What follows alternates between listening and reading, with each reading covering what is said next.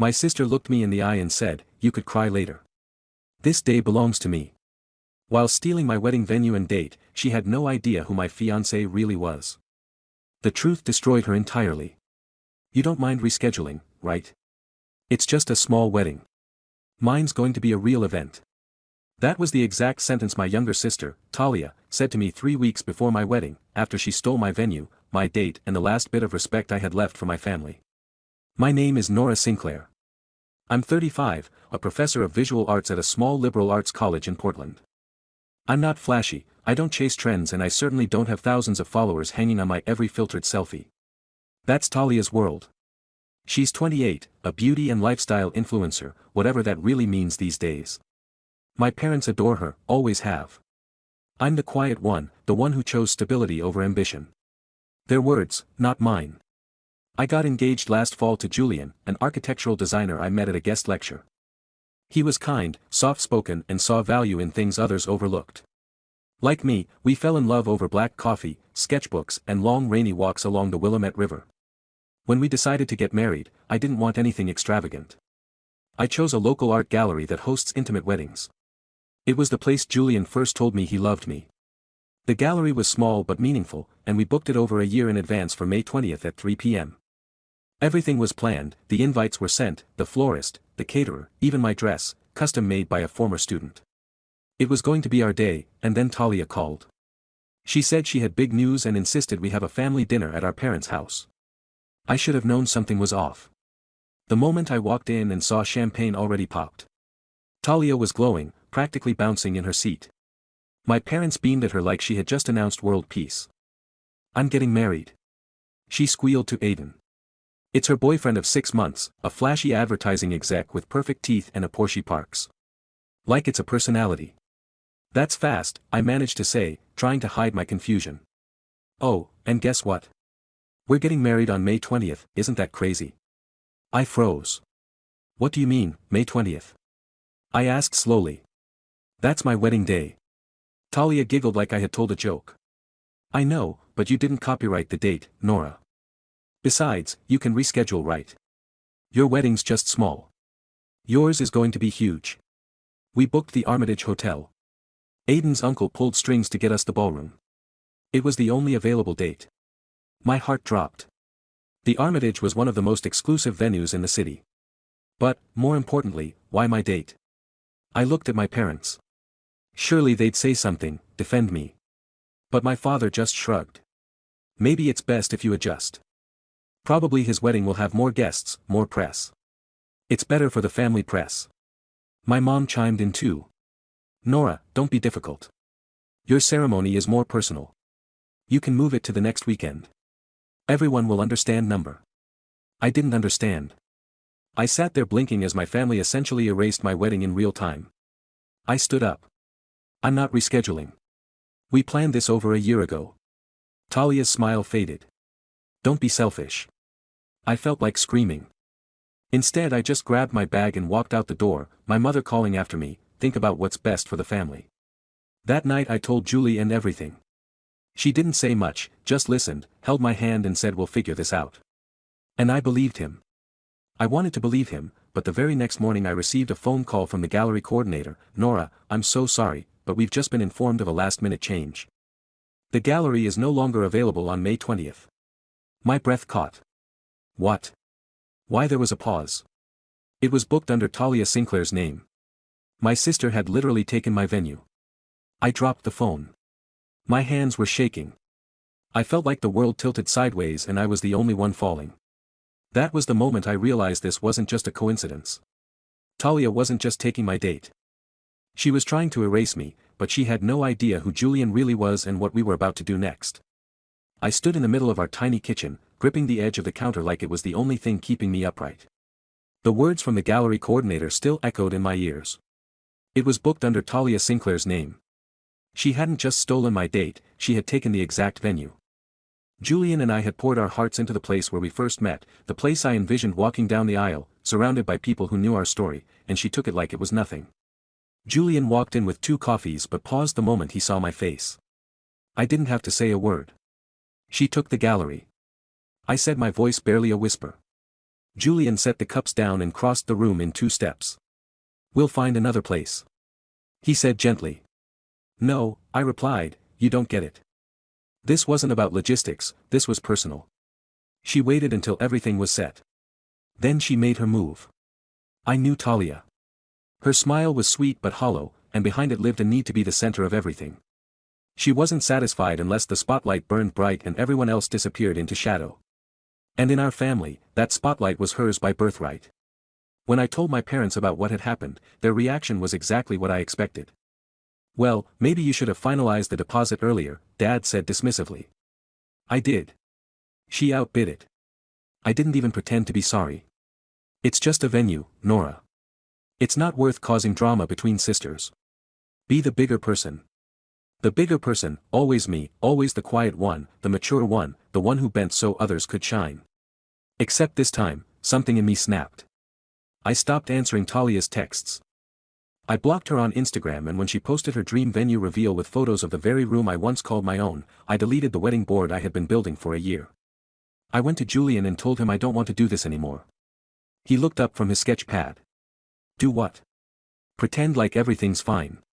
Pretend like I can just smile through it while they erase me." Julian didn't say anything for a long time. He simply closed his sketch pad, stood up and reached for his phone. "Come with me," he said. We drove for almost an hour in silence. I didn't ask where we were going. I think part of me didn't care. I was so exhausted mentally, emotionally, like my heart had been scooped out and left somewhere on the gallery floor. Eventually we pulled up to a gate lined with ivy. A security guard opened at the moment. He saw Julian. "Where are we?" I finally asked. Julian just smiled, "Somewhere no one can take from you." We turned down a long stone driveway and arrived at a private art estate. I'm talking a sprawling modern glass pavilion nestled in forest, with indoor gallery wings, private gardens, and a reflection pool that looked like it had been designed by some architectural god. "Julian, what is this place?" He turned to me with a calmness I had never seen before. "I own it." I blinked. "What?" "I haven't been completely honest with you, Nora." He said. "I designed for myself.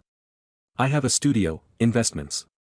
I've kept a low profile because I've seen how people change when money enters the room." I stared at him speechless.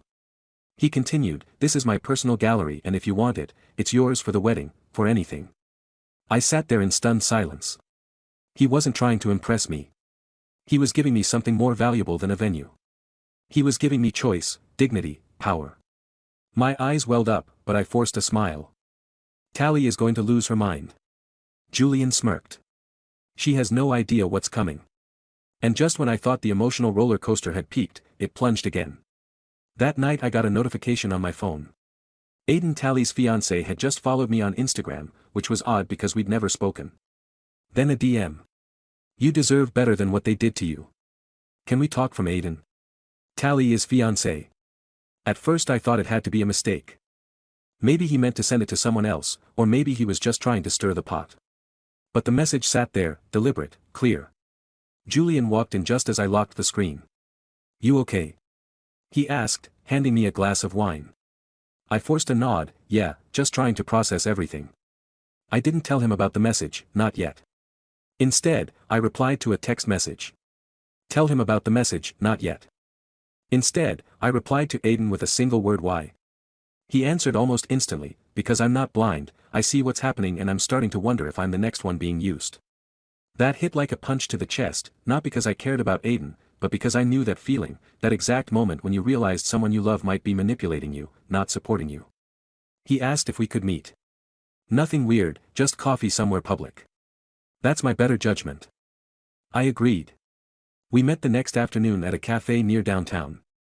I wore sunglasses and a hoodie, praying no one would recognize me. He showed up in a charcoal blazer, looking more like a man on a job interview than a romantic fiancé. He sat down and didn't waste time. "I didn't know. She stole your venue," he said. "She told me it was available, that you decided to delay your wedding for budget reasons." I almost laughed. "She lied, obviously."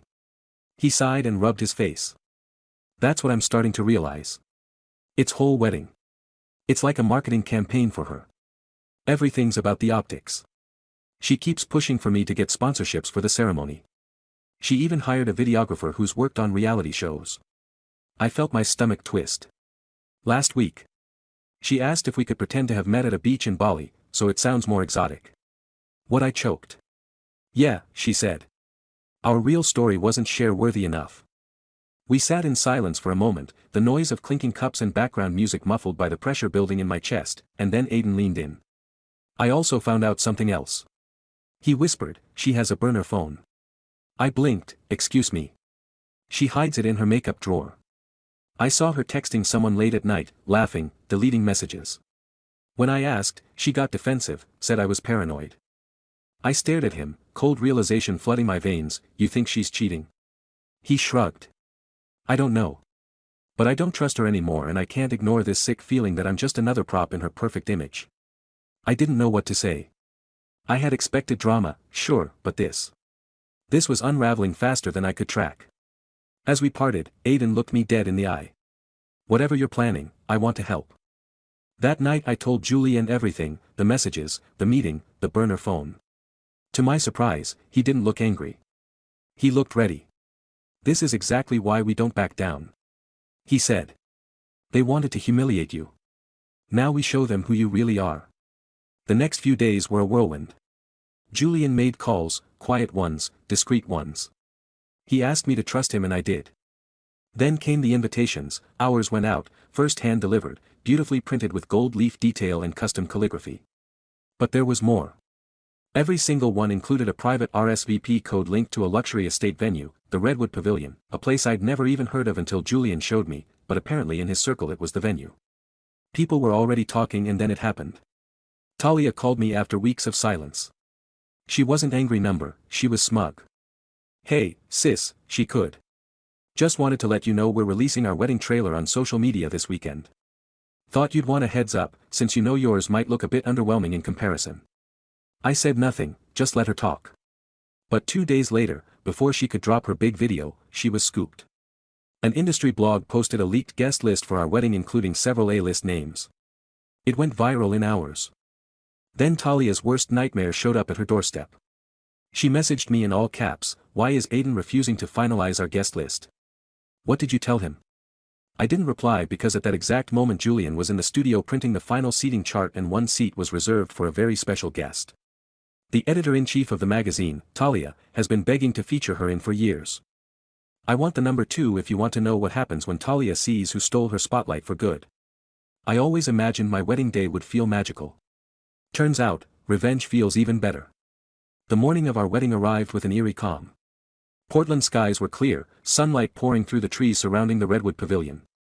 The air was cool, crisp and buzzing with something electric. For the first time in weeks, I felt completely steady. My phone vibrated non-stop with notifications, text messages, missed calls, Instagram tags and so on. Talia had finally seen the article, Architectural Heir Julian Redwood to marry local artist at secret estate event, a list guest confirmed. She had no idea Julian came from the Redwood family, no clue that the venue she had tried to steal was nothing compared to the one we now controlled, no idea that the small, quiet girl she spent her life overshadowing was about to stand in front of Portland's elite and shine like hell. And she definitely didn't know who else was coming. By noon the estate grounds were filled with guests arriving in luxury cars, celebrities from the art world, architects, media personalities, even the governor's wife, Julian, greeted them like it was second nature. I stayed inside watching from the bridal suite window in silent disbelief. Then came the knock. It was Aiden. He looked sharp, clean, suit, calm face, but his hands trembled when he handed me a small velvet box. What's this? I asked. A little insurance, he said, glancing at the door to make sure no one was listening. She doesn't know. I kept it. Inside was a flash drive. Everyone leaned closer. Texts, voice recordings, video proof. She planned to sabotage your wedding, admitted it was revenge for you stealing attention and tried to bribe the gallery coordinator to bump you off the calendar. My throat went dry. She told me the only way she could shine was if your light was off. He added, eyes dark. She didn't just want to marry me, she wanted to beat you. I clutched the flash drive. Why are you giving me this? Because I'm done being used, he said quietly, and because part of me hopes this ends with her learning something. Julian appeared a few moments later, calm, composed. It's time. The ceremony began exactly at 2 p.m., the time Talia had claimed is hers, but today it was mine. I walked down the aisle to the sound of a string quartet, through rows of people I never imagined would be here for me. My dress flowed like water. My heart beat steady when I reached Julian. He took my hand like it was already home. But the real moment, the revenge, came. During the reception, Julian stood for his toast glass in hand. "Thank you all for joining us on this incredible day," he began. "Today isn't just about love. It's about truth, about integrity, and about standing up when someone tries to silence you." The room hushed. He continued. "My wife, my brilliant, kind, resilient wife, had her wedding nearly stolen from her, the venue, the date, even her dignity. But instead of shrinking, she rose." He looked at me. I nodded. Julian gestured toward the AV team in the corner, and today he said we'd like to share the full story. The screen behind us lit up. Talia's voice played over the speakers. "She'll cancel. She always does. She's soft. That gallery's mine, I don't care what it takes." Gasps echoed through the hall.